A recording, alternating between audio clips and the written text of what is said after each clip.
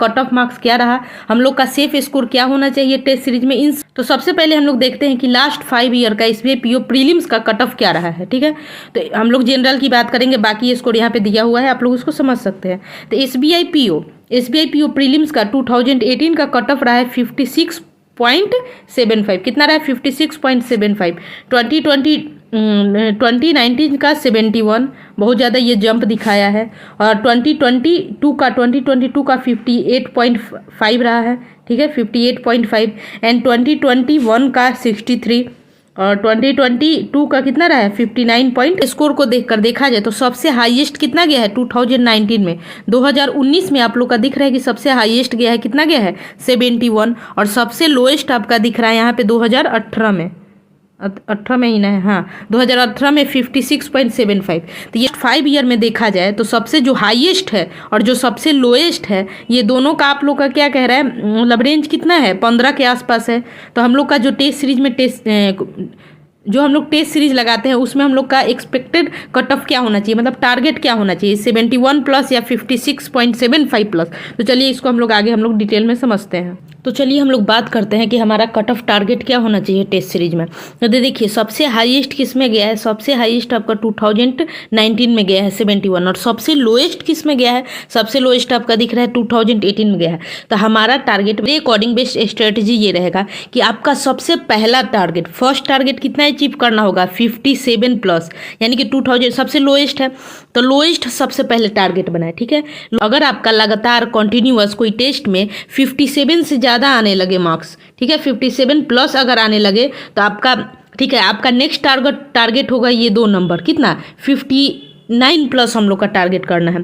ठीक है, इससे क्या होगा, चलिए पहले देखते हैं आगे। 59 टारगेट करना है। उसके बाद जब ये टारगेट अचीव होने लगे तो उसके बाद हम लोग को पहुंचना है ये थर्ड वाला टारगेट, यानी कि 60 प्लस हम लोग को टारगेट लेके जाना है। जब 60 प्लस भी टारगेट अचीव होने लगे, अगर धीरे धीरे आप लोग स्लो मोशन में स्लोली अगर हम लोग प्रैक्टिस करेंगे और डेडिकेटेड रहेंगे तो वो मार्क्स इंप्रूव होगा। मेरा भी होने लगा था। ठीक है, तो उसके बाद हो गया आपका थर्ड नंबर। फोर्थ, जब आपका 60 प्लस मार्क्स आने लगे तो आपका टारगेट होना चाहिए 63। ठीक है, जब 63 को लॉस करे तो लास्ट आपका एक होता है ना कि ये डायमंड है 71, यानी कि एक गेम का जो लेवल होता है ना कि first level, second level, third, वही हम लोग का क्या है, ये 5 लेवल है। 71 टारगेट होगा तो 71 प्लस आना चाहिए। ठीक है, अब 71 प्लस अगर टारगेट आ जाए तो उसके बाद क्या करना है ना, 71 प्लस टारगेट जब हो जाए तो उसके बाद बस ये टारगेट होना चाहिए कि 71 के नीचे नहीं जाना। एक समझिए एक सीढ़ी की तरह है, फर्स्ट सीढ़ी पे चढ़े, फिर सेकंड, फिर थर्ड, फिर फोर्थ, ऐसे करके कुछ करना है। ठीक है, और इसका प्रॉफिट ये होगा, अगर शुरू में ही स्टार्टिंग में ही आप लोग 71 टारगेट करेंगे, वैसे तो उतना जाना मुश्किल है, बहुत मुश्किल है, 71 तो जा ही नहीं सकता। फिर भी एक होता है ना कि मेहनत करके इतना मतलब पसीना बहा दो कि युद्ध में खून ना बहाना पड़े, इस टाइप का।